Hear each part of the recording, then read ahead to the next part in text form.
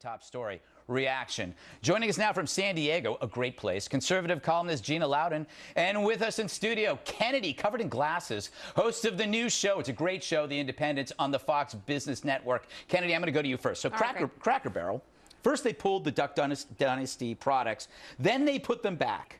Should they just make up their minds? What's going on here?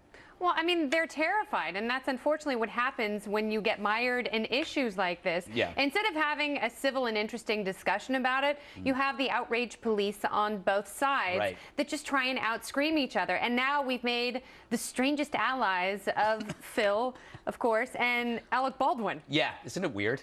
Or that could be a good thing. The fact that people might be finally getting tired of all the faux outrage and just say, let everybody talk, no matter how idiotic their beliefs are, let them talk. Gina, the fact that A&E acted so shocked by Robertson's comments seems a bit of a stretch to me. I mean, how did they miss that he was religious?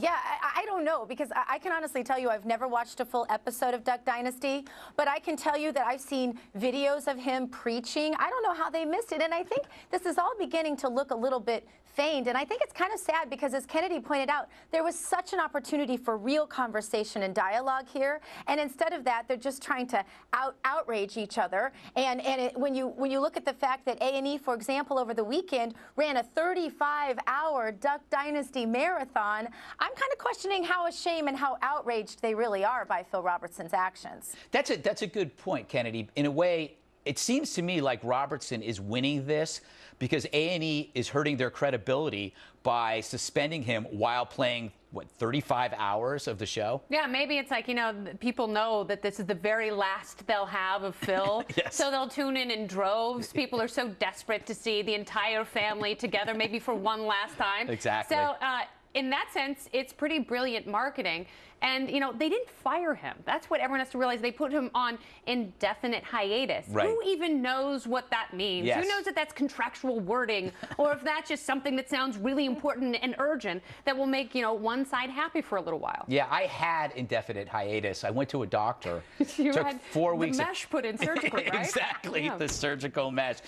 Gina, if Phil Robertson was spouting maybe something, some kind of pro-socialist agenda, do you think there would have been this kind of outcry?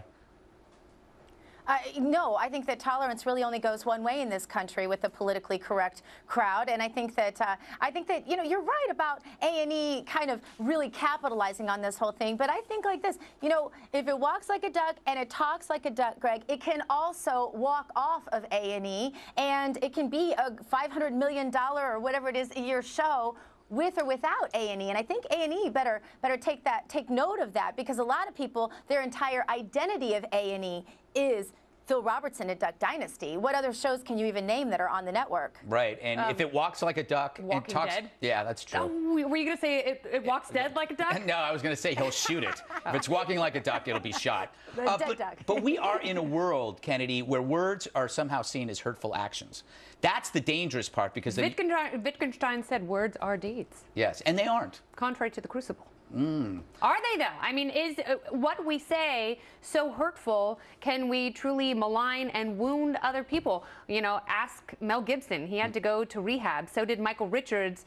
And, you know, maybe that's where they went wrong, is they apologized. Yeah. And in the modern era, it seems like the person who apologizes last gets to stay in office or in power or on TV. So maybe Phil is right to stand his ground. I don't agree with what he said. Right. But I don't really think that's the point of the fallout from the Duck Dynasty tragedy 2013. Yeah, I think that the message I get is something of, it's not a First Amendment issue, it's a repressive tolerance issue. It's that these companies react in fear of what might happen if activist groups target them, not about they don't think about their fans, they think about fear. Gina, I have a question for you. You said you don't watch Duck Dynasty. That's what I find so interesting about this, is that if you didn't have Duck Dynasty, no one would know who Phil Robertson is. So he's not really that obtrusive. He's not out there walking the streets screaming his beliefs. Right, and Duck Dynasty and A&E knew exactly who Duck Dynasty were before they ever brought them on. You know, I think what A&E, their miscalculation here that was dangerous, I think they thought they were going to have a Honey Boo Boo and they could just go make fun of this hillbilly family. But what they didn't understand was America might watch Honey Boo Boo to laugh at that family, and that's frankly a little bit sad. But I think America watched Duck Dynasty because there was something they related to there. And I think that's where they miscalculated. They relate to the hair. I think that was the unsung and part. The beards. Beards yeah, the beard. rule in You look 2013. good with that. That's true. Beards are coming back. All right. Ladies, thanks a lot.